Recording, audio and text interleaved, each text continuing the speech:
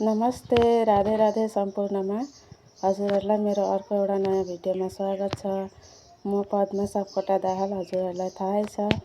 र यो भिडियो चाहिँ हिजोकै हो, हेर्न सक्नुहुन्छ। हिजो चाहिँ हाम्रो घरमा श्राद्ध थियो नि त हजुरआमाको। अनि यहाँ छेउका दिदीहरूले चाहिँ सब्जी काटिदिँदै हुनुहुन्छ, सघाउन आउनुभएको दिदीहरू चाहिँ। अनि यता काकी पनि हुनुहुन्छ, अन्तरी काकी हाम्री। कतिजनाले त चिन्नु नै हुन्छ।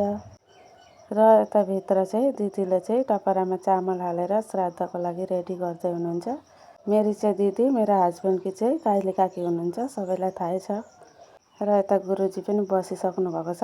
अनि म चाहिँ यता दाल बसाउनतिर लागेँ। अर्थक पनि अब धेरै थोक यताउता गर्दै चाहिँ सबै भिडियो गराइ त हुँदैन। अनि यता दिदीले फेरि सब्जी ओरिन थाल्नुभयो, सब्जी पकाउँदै हुनुहुन्छ दिदी चाहिँ। श्राद्धमा चाहिँ सबैजनाले एक थोक गर्दा सजिलै हुन्छ, राम्रो लाग्छ। यता काकीले चाहिँ अचारको लागि तयारी गर्दै हुनुहुन्छ। अनि श्राद्ध गर्ने बेला पनि भयो, यता बुवाहरूले गर्दै हुनुहुन्छ। बुवा, काइला काका अनि अन्तरे काका। हाम्रा चाहिँ बुवाहरू 6 भाइ हुनुहुन्छ र यहाँ चाहिँ 3 भाइ मात्रै हुनुहुन्छ। एकजना काका चाहिँ खस्नु भइरहेछ, अरू 2 जना आउन पाउनु भएन, अलिक टाढै हुनुहुन्छ नि त, त्यही भएर। र अनि म यता फेरि पिण्ड पकाउनतिर लागेँ।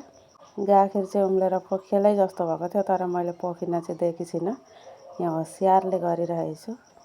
नातिनी बुहारीले पकाउनुपर्छ भनेर चाहिँ म चाहिँ पकाउँदैछु यहाँ। अनि म चाहिँ यता फेरि अचार बनाउनतिर लागेँ। यो चाहिँ हो गोर्खे अचार, कस्तो टेस्टी बनिएको छ। अनि फेरि यता पिण्ड पूजा गर्ने बेला भयो। काकीहरू 2 जना अनि म भएर चाहिँ पिण्ड पूजा गर्दैछौँ। हाम्रो चाहिँ सासुआमा हुनुहुन्न नि त, त्यसैले आमाको साटो चाहिँ मै गर्छु पिण्डहरू पूजा गर्नुपर्दा चाहिँ। अनि यता पूजा पनि गरिसक्यौँ हामीले, हेर्न सक्नुहुन्छ। त्यहाँ पछाडि चाहिँ हाम्रो बहिनी पनि आइपुग्नु भएछ। यता चाहिँ ठुली बहिनी हुनुहुन्छ। अनि हाम्रो क्युट भान्जी यहाँ छिन्, कति राम्री छिन्। अनि अर्की चाहिँ माइली भान्जी पनि कति राम्री छिन्। अनि ठुली भान्जीले चाहिँ बुवालाई पहिले नि टिको लगाइदिनु भन्दै गइसिन्, टिको लगाउन भनेर। त्यहाँ पछाडि चाहिँ गुरुजीको खाना खाने बेला भयो। खाना चाहिँ खानु भएन गुरुजीले, पितृ प्रसाद मात्रै खानुभयो। अन्तै पनि थियो अरे नि त काम, त्यसैले अरूतिर पनि जानुपर्छ भनेर खाना खान भ्याउनु भएन, बिहानै आउनुभएको थियो। र यता फेरि बुवाहरूले खाना खाने बेला भयो। फास्टै अब बुवाहरूलाई नै दिनु पर्यो नि त। यहाँ चाहिँ दिँदै हुनुहुन्छ दिदीले।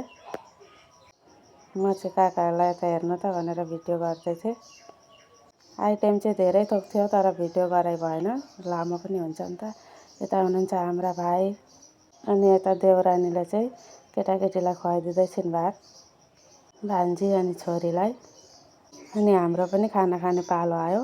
अग्लै दिनदेखिको व्रत थियो नि त, त्यसैले भोक पनि लागेको थियो। र हामी पनि बसिसकेका छौँ। यहाँ चाहिँ छ सब्जीहरू, आइटेम म चाहिँ देखाउँदैछु। फर्सीको सब्जी, बोडीको सब्जी, तिते करेलाको सब्जी, अनि तिलको अचार, गोर्खे अचार, बुङ्गाको अचार। सबैजना वरिपरि बसेर खाएको चाहिँ मजै अलग हुन्छ कि।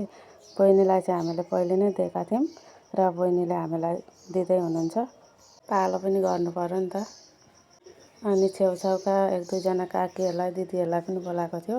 अनि यहाँ खाँदै हुनुहुन्छ 2 जना चाहिँ। सबैको भिडियो गराइ चाहिँ भएन अब। अनि खानासाना खाएर कामसाम सकेर बसेका थियौँ, पाहुना पो आउनुभएछ। यो चाहिँ हाम्रो भाइ हो, सानीमाको छोरो। अनि अर्को पनि आउँदैछ, यो पनि सानीमाको छोरो हो, मेरो भाइ। र यो हो मामाको छोरो, भाइ हो। अनि अरू पनि आउँदै हुनुहुन्छ। यहाँ चाहिँ बहिनी ज्वाइँ, मामाकी छोरी अनि ज्वाइँ हुनुहुन्छ। र अनि यिनीहरूले खाना चाहिँ खाइवरी आएका रहेछन्, खाना खान मानेनन्। अनि चिया पकाएर ल्याएँ मैले। यता हुनुहुन्छ ज्वाइँ, यहाँ हुनुहुन्छ हस्बेन्ड। अनि सबैसँग बात मार्दै ओर्दै अनि जाने पो भन्न थाले, बस्दैनन् अरे। र अनि एउटा दुईवटा फोटो उठाएर चाहिँ यिनीहरूलाई बिदा पनि गरियो।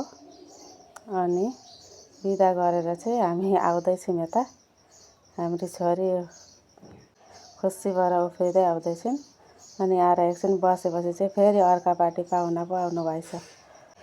यता चाहिँ हुनुहुन्छ हाम्रो बहिनी काइला काकाकी छोरी अनि यता ज्वाइँ हुनुहुन्छ। काका घर चाहिँ अगाडि नै आउनुभएको थियो, हाम्रामा चाहिँ भर्खर आउनुभएको। अनि पाहुनासँग यहाँ बसेर गफ गर्दैछौँ हामी चाहिँ। अनि चियाहरू केही नखाने भन्नुभयो, खाना पनि भरे भरे खाने भन्नुभयो। साँझ परेको थियो नि त त्यसैले। अनि गफ गरिसकेर चाहिँ पाहुना बिदा पनि हुनुभयो।